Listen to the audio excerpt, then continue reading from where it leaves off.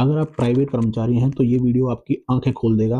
Video को अंत तक देखिएगा। अगर आपको पसंद ना आए या फिर आपकी समझ में ना आए तो इस वीडियो के कमेंट बॉक्स में चाहें तो आप गाली लिख के जा सकते हैं, लेकिन इस वीडियो में मैंने आपको एक कड़वी सच्चाई से रूबरू कराया है। इस वीडियो में एंड तक बने रहिएगा और आपके लिए बहुत ही अच्छे और इन्फॉर्मेशनल इसमें वीडियो जानकारी मिलने वाली है। चलिए वीडियो करते हैं स्टार्ट। और क्या रहने वाला है एंड तक जरूर देखिएगा, उसके बाद में मुझे बताइएगा कि नहीं सर आपने इसमें नॉलेज नहीं दी या अच्छी जानकारी नहीं। जॉब करने वाले व्यक्ति हो और आपको पता नहीं लगता कि महीना खत्म होने से पहले ही आपका पैसा खत्म हो जाता है, तो ये वीडियो आपके लिए है। वीडियो को एंड तक देखेगा। मैं आपको ये पर्सनल एक्सपीरियंस से बताने जा रहा हूँ। अगर चैनल पर पहली बार आए तो सब्सक्राइब करे बिना मत जाइएगा, ऐसा मैं नहीं बोलूँगा। लेकिन अगर आपको वीडियो वैल्यूएबल लगे और आपको लगे कि सच में इसमें कोई चीज़ ऐसी है जो कि मैं आप अपने आप में इंक्रीज कर सकता हूँ, तो ज़रूर इस चैनल को सब्सक्राइब कीजिएगा। अगर आपको लगे कि वीडियो बिना मतलब का है तो डिसलाइक करके जा सकते हैं, लेकिन 5 से 7 मिनट दीजिएगा। मैं आपकी इस जर्नी को इम्प्रूव करके आपको कुछ हल या सुझाव दे सकता हूँ। अगर आपको ठीक लगे तो रुकिए, अदरवाइज अभी से आप जा सकते हैं। तो दरअसल यहाँ पे देखिए, जो रुकने वाले हैं वो चीज़ सुन लीजिए। मान के चलिए आप नौकरी पेशा व्यक्ति हैं। स्पेशली मैं यहाँ पे बात करने जा रहा हूँ प्राइवेट सेक्टर के लोगों की। दरअसल हमने कई बार देखा होगा और उनमें से कई लोग ऐसे होते हैं जो कि, हो सकता है आप वीडियो भी देख रहे हो, बुरा ना मानिएगा, कि मंथ एंड आते आते हमारे पास में पैसे खत्म हो जाते हैं। हमारी सैलरी का टाइम नहीं आता, उससे पहले ही हमारे पास में पैसे का अभाव आने लग जाता है और मजबूरी बस हम किसी से मांगने के लिए मजबूर हो जाते हैं, क्योंकि हमने खर्चे जो हैं वो उसी तरीके से पाल रखे हैं, लेकिन हमारे पास में पैसा नहीं बचता। और ये सत्य है आज की बात। कई ईएमआईज हैं, कई बिल्स हैं, आज के टाइम की रूटीन की लाइफस्टाइल है, ठीक है। तो इस चीज़ को हम ओवरकम कैसे कर सकते हैं, या फिर आप कैसे इसको मैनेज कर सकते हैं कि पूरे महीने तक आपके पास में पैसा बचे, या फिर किस तरह के एक स्ट्रक्चर को हमें इसमें फॉलो करना चाहिए जिससे कि आप अच्छा खासा पैसा बचा सकें और किसी से मांगने की आपको आवश्यकता भी ना पड़े। इस वीडियो में आपको यही डिस्कशन मिलने वाला है। तो सबसे पहले आपने सुना भी होगा 50-30-20 रूल। यहाँ पे हम उससे थोड़ा एडवांस लेवल पे बात करेंगे। 50-30-20 रूल जो है वो ये कहता है कि आपकी जो पैसा आपको मिलता है उसमें से 50% जो है वो घर की ज़रूरतों के लिए आपको निकालना होता है, जो कि बेसिक नीड है। कि आपको राशन लाना ही लाना है, बच्चे की फीस भरनी ही भरनी है, और पेट्रोल है, या फिर जो भी जो नेसेसरी चीज़ें हैं वो आपको करनी ही करनी है। उसके अलावा 30% जो रूल होता है उसको आपको, कि हाँ ये हम थोड़ा सा अवॉइड कर सकते हैं। तो 30% जो है वो आपको नीड्स में चाहिए होता है। बेसिकली आपको जैसे आपको फैमिली को, मैं आपको इजी भाषा में समझाऊंगा। आपको जैसे मान के चलिए वीकेंड पे फैमिली के साथ में कहीं जाना है, या फिर किसी रिलेशन में जाना है, कोई काम पड़ गया बाहर जाना है, या फिर कोई फैमिली के साथ में पिकनिक पे जाना है, तो ये है उस चीज़ के लिए। लेकिन 20% जो कि बहुत इंपॉर्टेंट चीज़ है वो है इन्वेस्टमेंट। आपकी सैलरी का 20% एटलीस्ट इन्वेस्टमेंट होना चाहिए। अब वो चाहे एफडी के रूप में हो, आरडी के रूप में हो, चाहे आप कहीं पे भी इन्वेस्ट कर रहे हो, या म्यूचुअल फंड हो, या फिर स्टॉक मार्केट, कहीं भी। लेकिन आपके पास में इतना पैसा, 20% जो है आपकी सैलरी का, वो आप जरूर डालिए। अब हमारे यहाँ पे समस्या क्या है कि हम सबसे पहले 50% को अलग करते हैं, फिर 30% को निकालते हैं, फिर 20% निकालते हैं, लेकिन इसका होना चाहिए उल्टा।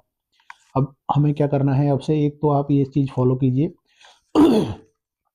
20% जो है वो सबसे पहले निकाल लीजिए, और उसमें से आपकी ये जो है सैलरी, आप इसको ऐसे मानिए कि सैलरी जो मिली है मुझे वो ये वाली मिली है, 20% डिडक्ट होके। तो एक तो ये आपके माइंड से बिल्कुल निकाल दीजिए कि ये 20% पैसा मुझे मिला भी है इनिशियल रूप के लिए, क्योंकि ये आपके आने वाले दिनों के लिए आपको एक अच्छा और स्ट्रॉन्ग कॉर्पस तैयार करके देने वाला है।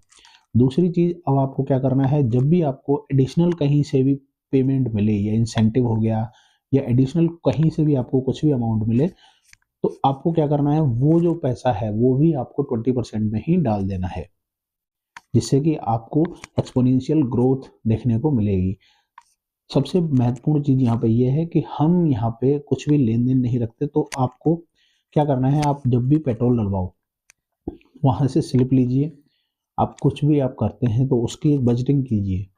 आपको क्या करना है, आपको एक डायरी ले लेनी है। जब भी आप कोई भी खर्चा करें तो एक छोटे पन्ने में लिख लें, या फिर कहीं पे भी आप नोट डाउन करें कि दिन भर में मेरे ये खर्चे थे, आज मैंने ये खर्चे किए। उसके बाद में शाम को डायरी में जाके आज का खर्चा जरूर लिखें कि हमने आज ये खर्चे हुए हमारे, और किस किस चीज़ में। आपको देखिए मंथ एंड में क्या होगा, इससे मैं आपको बता देता हूँ कि आपको एग्जैक्टली पता हो लग पाएगा कि मेरा पैसा एग्जैक्टली सबसे ज़्यादा खर्च किस चीज़ में होता है। तो वहाँ पर आप इस चीज़ को अवॉइड करके थोड़ा पैसा बचा सकते हैं या फिर अपनी ग्रोथ में इन्वॉल्व कर सकते हैं। ठीक है, अब सबसे बड़ी चीज़ ये आ जाती है कि हम पूरे महीने का कैसे निकालेंगे। तो कोशिश ये कीजिए, कई लोग ये कहते हैं कि आप डिजिटली मत कीजिए, मैं ये कह रहा हूँ कि आप डिजिटली पेमेंट कीजिए, जिससे कि आपको पूरा लिखने की ज़रूरत भी ना पड़े और आपको एग्जैक्टली अमाउंट जो है वो स्टेटमेंट आप ले लें और उसमें से टिक मार्क करते जाएँ और किस सेगमेंट में क्या-क्या खर्चा हो रहा है। जैसे पेट्रोल में कितना लगा, स्कूल में कितना लगा, या फिर हम बाहर जो खाना खाने गए उसमें कितना लगा। जहाँ पे अब संभव हो सकता है 20% का इन्वेस्टमेंट का बेसिकली, तो आपको वहाँ से चीज़ें इसमें इंक्लूड करनी है। कोशिश ये करनी है कि आपको 20% को इंक्रीज करते हुए रहना है, जिससे कि मल्टीप्लिकेशन उसका हो। और ये जो है बेसिकली हम इसमें ये भी कह सकते हैं कि एक तरह से आप अपना इमरजेंसी फंड तैयार कर रहे होते हैं, क्योंकि देखिए नौकरी का कोई भरोसा नहीं होता। मैं आपको एक एग्जांपल आपको बता देता हूँ कि एक दिन आपके ओनर या फिर बॉस या मैनेजर का मूड खराब होगा और आपके अच्छे किए हुए काम नहीं दिखाई देंगे उनको, खराब किया हुआ काम कोई भी हाईलाइट होके सामने आएगा और वो कह देगा कि यू आर फायर्ड। उस दिन ये पैसा जो है आपके लिए बहुत काम आएगा, कम से कम 5-6 महीने के लिए, कम से कम जितने टाइम के लिए आपकी नौकरी नहीं लग रही है या आपको सर्च की ज़रूरत है, उस समय पे ये पैसा बहुत काम आता है। उस समय पे आपको ऐसा लगता है कि हाँ, मुझे कहीं से फंडिंग मिल जाए, लेकिन एक कड़वा सच और बताऊँ, उस समय पे जब आपको सबसे ज़्यादा ज़रूरत होती है किसी व्यक्ति की या फिर पैसे की, उसी समय पे आपके पास में नहीं होता, और ये जीवन की सच्चाई है। तो यहाँ पे सबसे बड़ी चीज़ ये है कि अपना इमरजेंसी फंड समझ के इसको तैयार ज़रूर करें। देखिए 2 चीज़ें हैं, इमरजेंसी फंड हो गया, उसके अलावा 2 चीज़ें और मैं यहाँ पे रिकमेंड करूँगा, मैंने वीडियो भी बनाया हुआ है, आप जाके चाहें तो चैनल पे देख सकते हैं।